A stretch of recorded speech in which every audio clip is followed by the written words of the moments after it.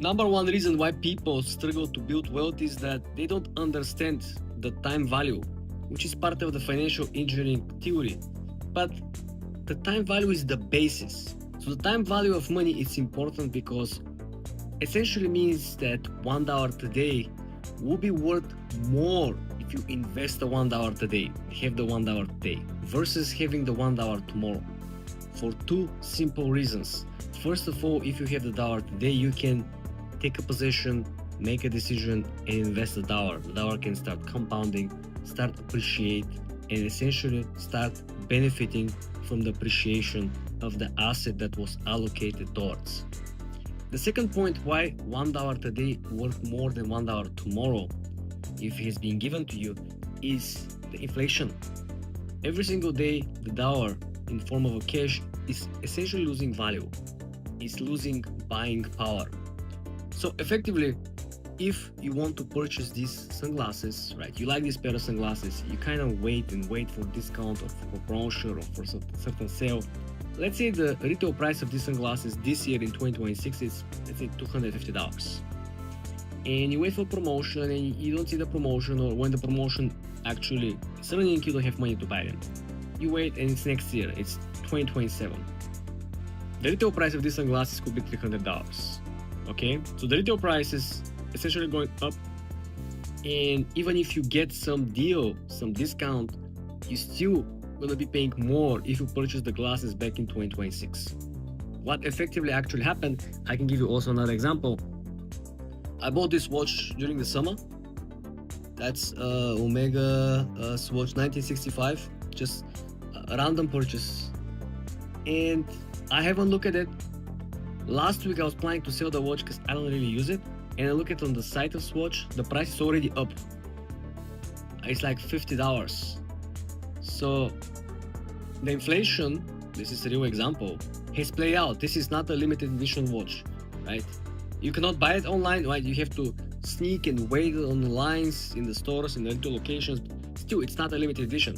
So if the watch value appreciate without the watch being effectively more valuable from the summer I purchased it, this is your example of how the time value of the money is very, very important. So because I purchased this watch during the summer, instead of having the $300, I bought the watch. So if I waited now with the $300, my $300 could be worth $280, $285. This is what this $300 could buy right now, because the prices are even higher than the summer. If you go and try to buy the grocery and you fill up your basket or your cart with the same groceries, I bet you will not be able to fill the same amount or same type of groceries. But because I put the $300 into something, right, this something now at least will give me back the $300, simply because people cannot buy it from the store and they cannot buy it on the retail price I bought during the summer. It's a very simple, I believe anyone can understand and comprehend this very simple example. Another example I gave you with the glasses, same thing, right? Procrastination plus time value equals usually bad deals. You would hear from time to time people say, the person who is more patient, who can wait longer, gets the best deal.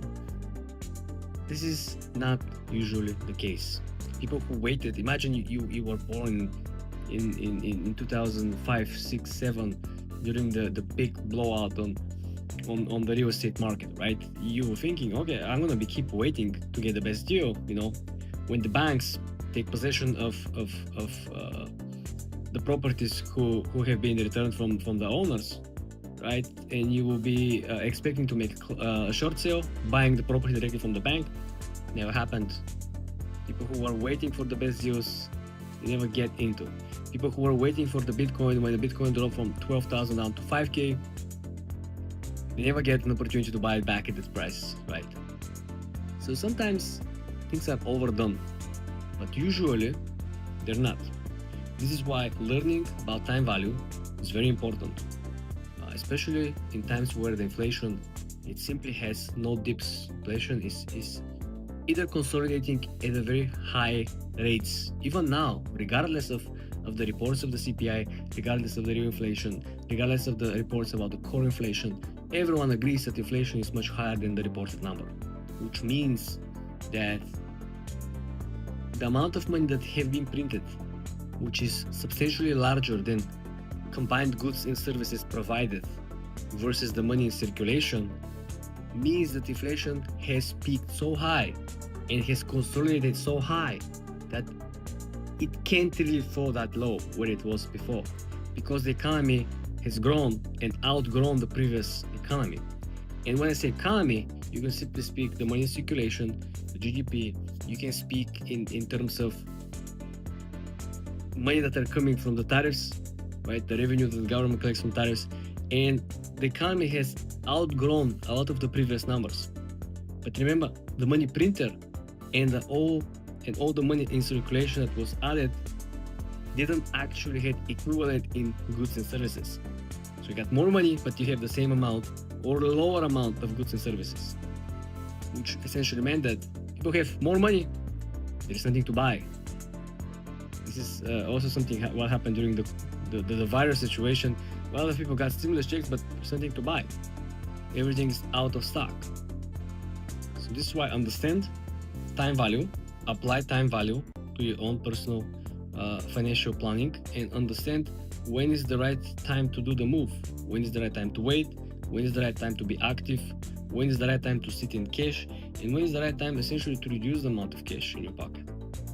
Because like I said, if I had the $300 right now, I have already lost 15-25% probably of buying power. But because I have the watch or I have something else, I have the glasses. This is why sometimes when you get a deal on something that people usually buy, right? Let's say you find an amazing deal on water bottles, right? You get like very nice branded water bottles, maybe 24, 36 pack, and you buy them all, everything that you can buy. Why? Because first of all, you can always say what people always gonna buy water, and the second of all is worst case scenario, you're still gonna get used of them instead of you buying the water for yourself, paying full price later on when there is no sale. I was watching Mark Cuban. He said that every time when he goes to shop, to do groceries, whatever is on sharp discount, everything that is over 50% off, he said he buys as much as he can buy, and he store everything. And they asked him, but why? You're so rich. He said that's effective savings. If you can buy something in the very moment that you would usually buy throughout the year, and it's 50% off, you effectively save 50%. Why wouldn't you buy it? This is again a billionaire's mindset. It's not we try to be cheap, we try to be stingy, we try to play the game. No, it's the numbers. At the end of the day, if you save $5, you essentially have $5 more in your pocket. Pay very close attention. The people who invested in silver early on during the previous hype cycle waited 13 years just to break even last month.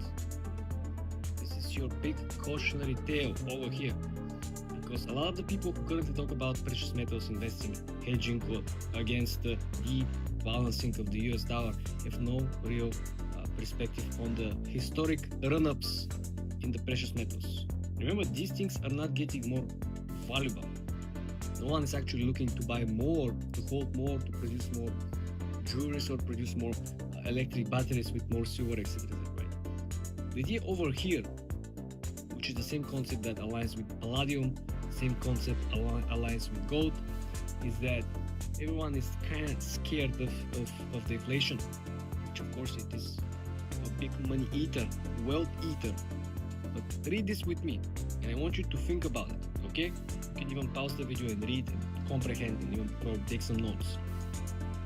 Silver prices peaked at $50 in April 2011. So the idea over here is that the current peak that we saw right before the dip last week, which erased gains for at least 2 weeks prior, is something that always happens. That's not a one-time phenomenon. The same people, which are institutional investors of course, who are pumping are the same one who will correct the price in the very moment when they feel that economic policy or development is more predictable. If it isn't, they don't know what's going to happen. They don't know what new tariffs will be coming in 2026. They don't know what the Federal Reserve will say, what the new Fed chair will say, or what they will do, right? So certainty and uncertainty depends on the pricing of these precious metals. And if you look at over here, people who bought during this hype essentially lost in a period of a week because the silver dropped sharply. People lost so much value of their portfolio and their invested capital that they didn't want to sell, right?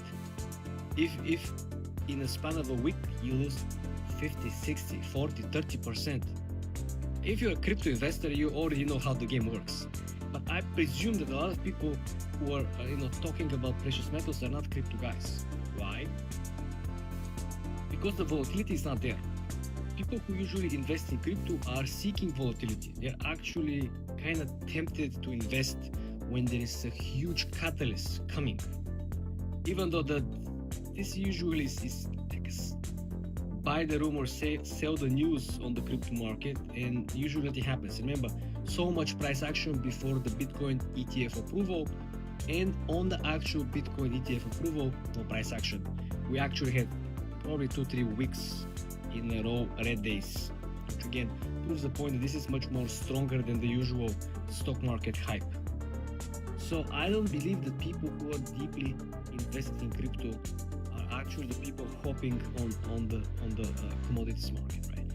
The idea over here is that there's, as usual, opportunities to scalp, probably, but if you're wrong, if you really don't have stop losses, right? If you really buy and wait for something crazy to happen, well, you see what happened. People waited 13 years to just to break even. We're not talking about buying. These people bought, went down, and then they wait 13 years to make money. No, these people just waited to have the same money that they had 13 years ago, right? If you put $10,000 in 13 years ago, right, you have to wait 13 years ago, last month, 2025, just to break even on your $10,000 in your portfolio. So this is again very real example what could happen on the market if you don't know what you're doing. And I believe a lot of people who talk very superiorly online about the silver, about the gold, they will be surprised. The question is, are they going to be pleasantly or unpleasantly surprised? Why?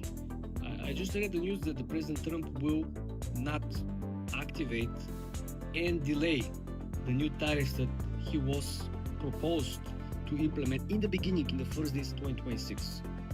What this means? Well, President Trump most likely will do a lot more to make the economy stronger, especially the first report for the GDP, which will again increase even more the odds for rally on the market when the new Federal Reserve comes into play, because the president will select the Fed chair, will tell him exactly what he's supposed to do. He's going to start cutting the rates even more, right?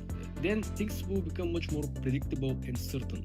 When you know who controls the Fed, when you know what kind of economic policy the person wants that controls the Fed, then everything kind of gets predictable. And what I told you earlier, when the market becomes predictable, all of these hedges, crypto, silver, palladium, all the precious metals, will lose the hype. Why? Because there is a gigantic opportunity cost being invested in these sleeping parking places, parking assets, capital, instead of you trying to capitalize on the biggest IPOs this year: Anthropic, OpenAI, SpaceX. And this is just the beginning of the hype, right? So pay very close attention. Don't try to hear what you want to hear and disregard the real cautionary tale, which is effectively part of the history. This is not something that you could speculate. This is something that already happened, and you have the numbers, and you have the dates, and you have exactly what actually happened, the mistakes of the people. So be very, very careful, because like I said, let's say you have $10,000 to invest. You save the and you hop on this rally, and what? you gonna stay on your stop losses for weeks until you hope some of this to recover? No. Not to mention, I don't really believe that a lot of the people who are hyping up or trying to, probably swing trade some of these are using stop losses, which exposing them to even greater losses. Which again, be always very, very careful. I don't care who said what, right? I may like Ray Dalio. I might completely follow his trading or investing strategy early on, but there is some things that he sees on the market I don't completely agree with him, and that's okay, right? Because I have my own thesis on the markets. So like I said, the same thing for the crypto. Many successful market investors didn't see the crypto being a thing. Remember, we had Jamie Dimon, didn't believe in crypto, didn't believe in Bitcoin, and now Chase is like very involved in the crypto market. They're very involved in blockchain technology, implementation on its own internal systems.